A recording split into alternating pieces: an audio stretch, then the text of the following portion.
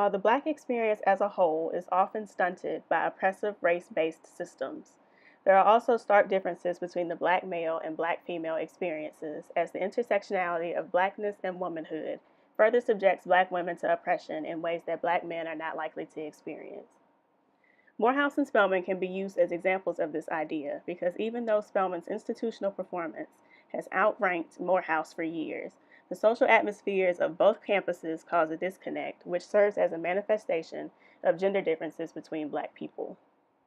For example, while many Spelman courses are designed in a way to acknowledge the oppression of Black women and promote positive attitudes about women, often through a feminist perspective, at Morehouse there are very few courses that focus on women's studies. Therefore, there are limited resources on Morehouse's campus that allow them to deprogram any sexist beliefs that they may have. This leads to sexist language such as derogatory and offensive terms used to describe women, such as hoe and female. This kind of verbal hostility also contributes to rape culture in the Spellhouse community, which is perhaps the most apparent gender difference between the two schools. From a worldly perspective, men have always been the main contributor of violence against women. Morehouse further embodies that, as sexual harassment in the forms of rape jokes and the sexual objectification of women goes unaddressed. In addition, Morehouse has created a climate that gives rapists a sense of comfort, as the administration has not done its due diligence in removing assaulters from Morehouse's campus. Furthermore, the existence of rape culture on Morehouse's campus has caused many Spelman women to feel uncomfortable with associating with some Morehouse students as well as feeling unsafe on Morehouse's campus. With the exception of the Morehouse students who identify as queer, there has not been any conversation about Morehouse students feeling the same level of discomfort on their own campus or Spelman's campus as it relates to sexual violence. The West End is known for being one of the poorest zip codes in not just Atlanta, but the entire nation. The median household income as of 2016 was $19,447. The irony, however, is that within the West End community is the number one HBCU in the country, an institution that indeed has enrolled students who come from humble beginnings, but also has students who are upper middle class. However, regardless of the socioeconomic statuses of Spelman students, Spelman as an institution has made a powerful name for itself that often contributes to certain elitist attitudes and behaviors. Therefore, it is possible to examine the differences in experiences of Black women based on class by comparing the West End community to the grand institution that resides within it, Spelman College. The most obvious way to assess how class influences the experiences of Black women using the West End and Spelman is education. Oftentimes, in lower income communities, the urban planning is done in such a way that places low income children in school systems that are low performing.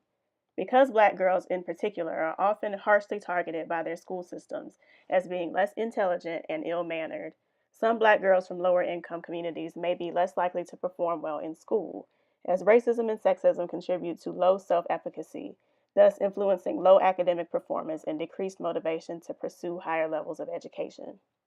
Furthermore, even for those who may want to attend a college or university, they may not be afforded the opportunity to do so because of their low income. As aforementioned, Spelman does have enrolled students who may come from a lower socioeconomic background. However, attending Spelman is a privilege in itself, both due to the merit and the cost of the school. Therefore, Spelman provides a leg up for Black women that many Black women living in lower income communities like the West End may not be afforded.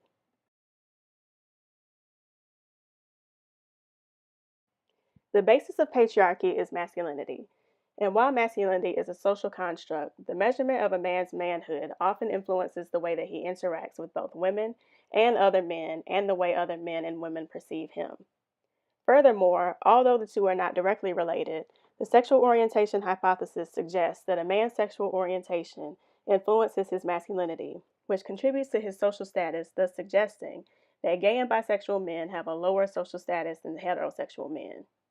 This dynamic can be assessed through the intersectionality of race, sex, and sexual orientation by using the straight and gay student populations at Morehouse as an example.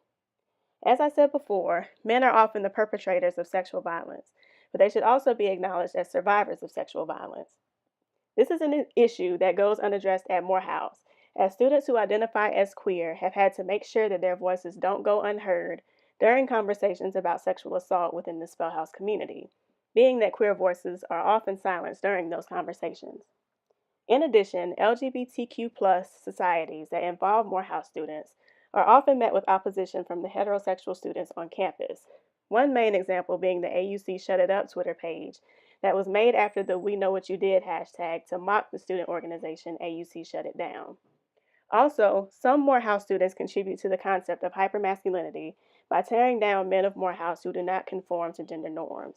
Examples include using homophobic slurs to describe gay men, shaming men for ascribing to traditionally feminine behaviors such as wearing makeup or wigs. This further contributes to the idea that homosexual men who are more feminine have a lower social status as femininity itself is seen as being inferior.